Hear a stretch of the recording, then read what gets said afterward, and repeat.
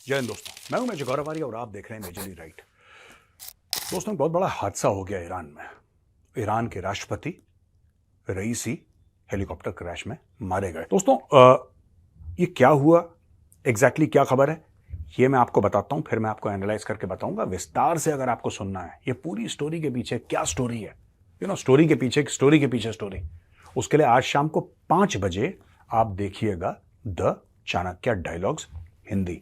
चलिए अब देखते हैं कि हुआ क्या वहां पे। बेल 212 हेलीकॉप्टर, ठीक है, ब्रांड है बेल 212 हेलीकॉप्टर। ये प्रेसिडेंट इब्राहिम रईसी के साथ था।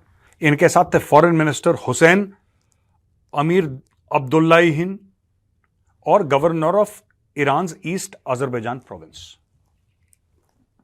ये 3 लोग थे और ये हेलीकॉप्टर क्रैश में मारे गए। एक्चुअली 3 हेलीकॉप्टर चले थे। एक हेलीकॉप्टर में ये लोग थे जो मारे गए, बाकी 2 हेलीकॉप्टर्स जो चले थे वो बहुत सेफली लैंड कर गए। ये हेलीकॉप्टर निपट गया। अच्छा, इसमें 2-3 चीजें हैं। सबसे बड़ी बात तो ये है कि ये हेलीकॉप्टर कैसे, क्योंकि देखिए हेलीकॉप्टर क्रैश हो सकता है और बड़े बड़े वीआईपीज की जानें गई हैं हेलीकॉप्टर्स में, ऐसी बात नहीं है कि नहीं हो सकता है, लेकिन ये हेड ऑफ स्टेट है और मैं मान के चलता हूं कि ईरान का जो सबसे स्टेबल, सबसे बढ़िया और सबसे सेफ हेलीकॉप्टर है वो उन्होंने दिया होगा, ऐसा मैं मान के चलता हूं।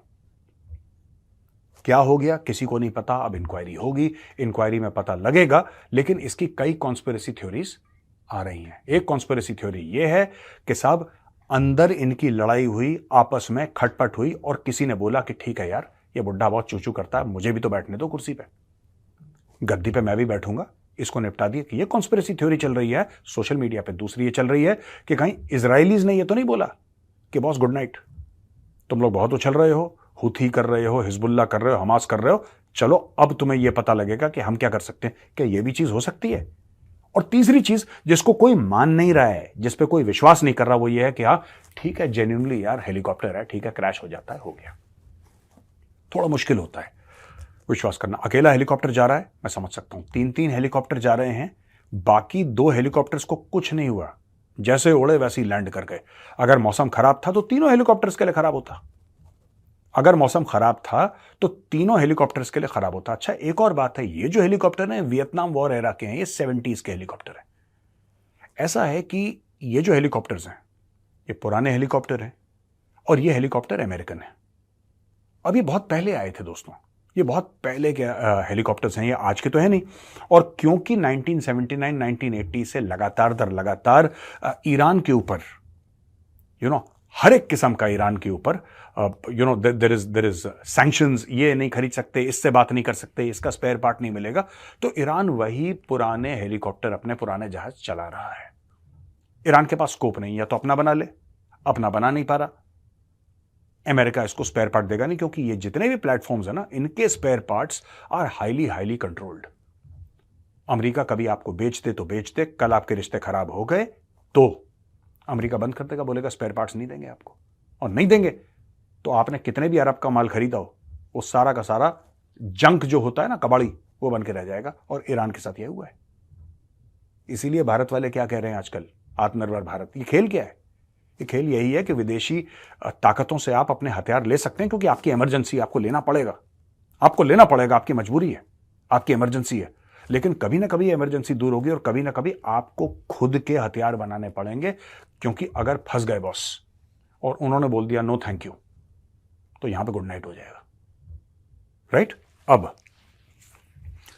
इब्राहिम रईसी ने पहले बड़ा इजराइल को धमकी भी दी थी, और इब्राहिम रईसी ने यह भी बोला था कि बड़ा एक दुखद रिस्पॉन्स मिलेगा, बड़ा दर्द देने वाला, बड़ा दर्दनाक, बड़ा दुख वाला रिस्पॉन्स मिलेगा इजराइल को। जब इजराइल ने अटैक करा था, और याद है आपको दमिश्क में इनके कॉन्सुलेट के अंदर मारा था, 13 लोग मर गए थे, जिसमें 3 इनके जनरल थे, तो बोला था कि बड़ा दर्द होगा इजराइल को, ये धमकी दी थी।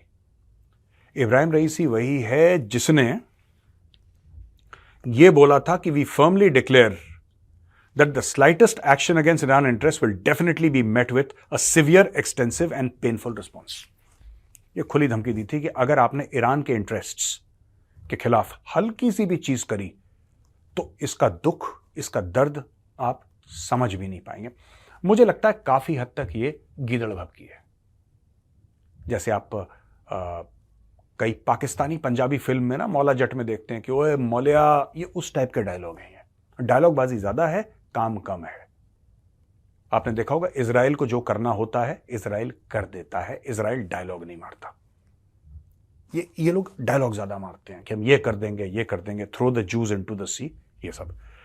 दोस्तों, मैं थोड़ी सी इंफॉर्मेशन कलेक्ट कर रहा हूं। I am collecting information. मुझे ये नहीं पता, मैं जब इंफॉर्मेशन कलेक्ट कर लूंगा तब मैं आपको बता पाऊंगा कि मेरा एनालिसिस क्या है। और मैं आपको पुराने वीडियोस भी डालूंगा जिसमें मैंने ये बोला है, ये इसके लिए आप टीसीडी हिंदी देखनी पड़ेगी आपको शाम को 5 बजे, जिसमें मैंने क्लियरली बोला है कि ये सब जो है ना ऊपर वाले, ये जितने भी टॉप लीडरशिप है ईरान की, इनका गुड नाइट होने वाला है। वो है मेरे पास वीडियो पुराने, उसकी क्लिप्स में डालूंगा समय के साथ, डेट के साथ, उसका लिंक भी डालूंगा पूरे शो का कि किस तरीके से इनका गुड नाइट होने वाला है। ये मैंने बहुत पहले प्रेडिक्ट कर दिया था, कोई नई बात नहीं है, मैं बहुत पहले से कह रहा हूं। और मैं ये भी लगातार ये बता रहा हूं लोगों को कि Iran is the head of the snake. जो नाग है ना, जो सांप है जो डस रहा है सबको, उस सांप का जो सर है वो ईरान है। ये हिजबुल्ला और हमास और हुथी, ये सब बच्चे हैं छोटे छोटे, ये सब बच्चे हैं, सपोले हैं। ये सांप ईरान है। और खासतौर से ईरान के वो मौलवी जो मौलाना ऊपर बैठे हैं, जो पूरे देश को चला रहे हैं, वो those are the real culprits. अब ये देखिए, इजराइल ने उनको बोला कि ईरान ने जो हमारे ऊपर मिसाइल दागी हैं, जो पहले की बात है, वो हम नहीं बर्दाश्त करेंगे, हम भी जवाब देंगे। ठीक है, तो ये कर दिया। अच्छा, इजराइल की जो इंटेलिजेंस एजेंसी, इसके बारे में मैं आपको डिटेल में बताऊंगा कि उनके कौन से पार्ट्स हैं, कौन से ग्रुप हैं, ये कोवर्ट ऑपरेशंस कैसे करते हैं, ये मैं पूरा विस्तार में आपको बताऊंगा। लेकिन कभी उन्होंने डायरेक्टली किसी हेड ऑफ स्टेट को टारगेट नहीं करा, कभी भी। हाँ, उन्होंने असैसिनेशन करे हैं, उन्होंने किलिंग करी है मोसाद ने, लेकिन क्या मोसाद ने कभी किसी हेड ऑफ स्टेट, किसी राष्ट्रपति, किसी प्रधानमंत्री को निपटाया है? आज तक नहीं। सवाल यह है जो मैं आज शाम को 5 बजे एड्रेस करूंगा कि क्या अब वक्त आ गया है कि इजराइल ने बोला है कि बॉस, या तो ये हमें मार देंगे या हम इनको मार देंगे, क्योंकि जब तक ये जिंदा रहेंगे हम लोग चैन की सांस नहीं ले सकते। क्योंकि जब तक ईरान है, ईरान की लीडरशिप है, तब तक ये कोई ना कोई ग्रुप अपने, क्योंकि ऐसे ग्रुप्स हिजबुल्ला, हमास जैसे, ये तो कुछ भी नहीं है, इनके पास 1-2 दर्जन और ग्रुप्स हैं ऐसे पड़े हुए पूरे मिडिल ईस्ट में, छोटे बड़े, और सारा इन्हीं से काम करवाता है। ईरान ने भी कभी, जो पिछली बार इन्होंने ड्रोन भेजे थे इजराइल की ओर, ये पहली बार था कि इन्होंने इजराइल को अटैक करा डायरेक्टली। इसके पहले इन्होंने कभी नहीं करा था, ये पहली बार हो रहा है। हां, ये अपने प्रॉक्सी से, हमास, हिजबुल्ला, इससे अटैक करवाते रहते हैं, कभी खुद सामने नहीं आए, ये लोग पहली बार सामने आए। तो क्या ऐसा हो सकता है कि जिस इजराइल ने लोग तो मरवाए, बंदे तो मरवाए अलग अलग देश में, लेकिन कभी हेड ऑफ स्टेट, कभी किसी देश का जो मुखिया है उसके ऊपर कभी एक्शन नहीं लिया? क्या इजराइल ने पहली बार ऐसा कुछ कर दिया है इस बार? दोस्तों, ये देखने वाली बात है, ये समझने वाली बात है। मैं आपके सामने ऐसे ब्रेकिंग न्यूज करके और फालतू की कोई चीज अभी बोलना नहीं चाह रहा कि मैं आपके सामने कोई उल्टी सीधी बात बोल दूं कि हाँ मुझे पता है, ऐसा नहीं है। मैं रिसर्च कर रहा हूं, मुझे कुछ घंटे आप और दीजिए, और कुछ घंटे के अंदर मैं अंदर की बात लेकर आऊंगा, कुछ ना कुछ खोद के लाऊंगा, लेकिन मैं उसका प्रूफ दूंगा, फिर आपको मैं सबूत दूंगा, मैं आपको लॉजिक समझाऊंगा। ऐसे नहीं कि ब्रेकिंग न्यूज करके, जैसे लोग करते हैं ना, कई लोग यूट्यूब में ऐसे करते हैं कि मुझे पता है ऐसा हो, ऐसा नहीं, ये कभी नहीं करना। मैं आपको प्रूफ के साथ बताऊंगा। दोस्तों, ये देखिए, अभी मोहम्मद मुखबिर, एक है मोहम्मद मुखबिर, ये इंटरिम प्रेसिडेंट है, और लोग कह रहे हैं कि इसको फिलहाल के लिए एक्टिंग प्रेसिडेंट बना दिया जाएगा। और ये 3-पर्सन काउंसिल है एक, और ये स्पीकर ऑफ पार्लियामेंट भी है। He is member of the three person council and head of the judiciary. और इनके राष्ट्रपति के मरने के 50 दिन के अंदर एक इलेक्शन होगा, जो अंदर ही का होगा इनका इलेक्शन, जिसमें नए राष्ट्रपति का चयन करा जाएगा। और ये जो मुखबिर है, ये सुप्रीम लीडर अली खमेनी का बड़ा क्लोज है, और 2023 में यही था जिसने बोला था कि मिसाइल और ड्रोन रशियन मिलिट्री को दिए जाने चाहिए। यहां पे प्रधानमंत्री मोदी ने दुख प्रकट करा है, और डॉक्टर सैयद इब्राहिम रियासी की मौत पर मोदी जी ने बोला है कि बहुत मुझे दुख हुआ है, my heartfelt condolences to his family and to the people of Iran.